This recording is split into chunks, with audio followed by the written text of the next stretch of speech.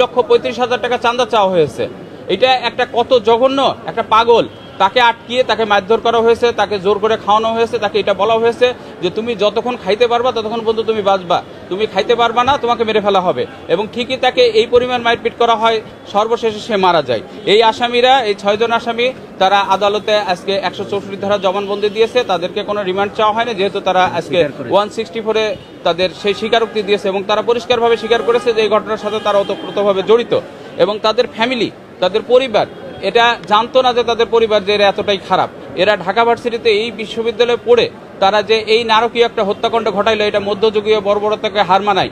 এবং রিসেন্ট কয়েকদিন আগেই দেখা গেছে যে আমরা একটা ঘটনা ঘটেছে এবং সেই ঘটনার কারণে আমাদের গত প্রধানমন্ত্রী, প্রাক্তন প্রধানমন্ত্রী দেশ ছেড়ে পালিয়ে যেতে বাধ্য হয়েছেন। ঠিক একই টাইপের ঘটনা এখনো পর্যন্ত আমাদের দেশে হচ্ছে। কিভাবে হচ্ছে আর কেন ছাত্ররা এই জাতীয় ঘটনা ঘটাচ্ছে আমরা এটা বুঝতে পারছি না। এটা কি কোনো উচ্চ শক্তির কোনো মদত দেওয়া হচ্ছে দেশের ভিতরে বিশৃঙ্খলা সৃষ্টি করার জন্য, সেটাও আমরা বুঝতে পারছি না। আর একটা পাগল যে কোনো কিছু বোঝে না, তাকে দীর্ঘক্ষণ ধরে পিটানো হয়েছে এবং সেটা নেটে ছেড়ে দেওয়া হয়েছে।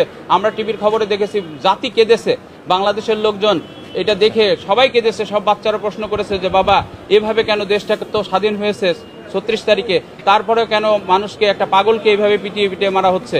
তার কাছে কোনো মোবাইল রিকভারি নাই, কিচ্ছু নাই। সে যে মোবাইল নিয়েছে সেটাও সে বলতে পারে না।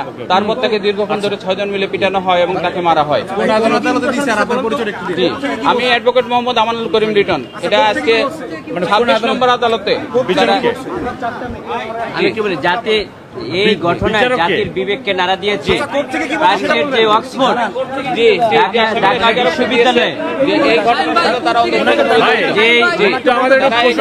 জড়িত এবং তারা স্ট্যাম্প দিয়ে, তারা হকি স্টিক দিয়ে এবং লাঠি সোটা দিয়ে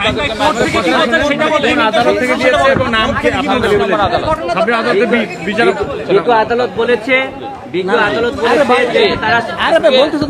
নারকীয় হত্যাকাণ্ডের সাথে এই যে 6 জন ছাত্র, ঢাকা বিশ্ববিদ্যালয়ের ছাত্র, তারা জড়িত এবং তারা সেটা স্বীকারোক্তি দিয়েছে।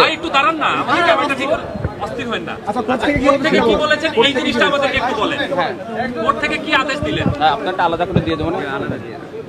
সে ঢাকা বিশ্ববিদ্যালয়ের সে 6 জন ছাত্র সেই নারকীয় হত্যাকাণ্ডের সাথে যারা জড়িত এবং সে তোফাজ্জল নামে একটা পাগল, সেই পাগলকে তারা মোবাইল চোর হিসেবে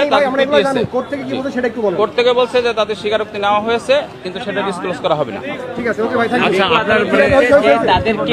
তাদেরকে প্রতিটা আসামি তারা স্বেচ্ছায়, মোহাম্মদ তারা প্রতিটা বিজ্ঞ আদালত বলেছে যে প্রতিটা ছাত্রী এই ঘটনা ঘটেছে আসামি, তারা স্বেচ্ছায় স্বীকারোক্তি দেওয়ার জন্য সম্মতি প্রকাশ করেছে এবং তাদের স্বীকারোক্তি আমরা নেওয়া হবে।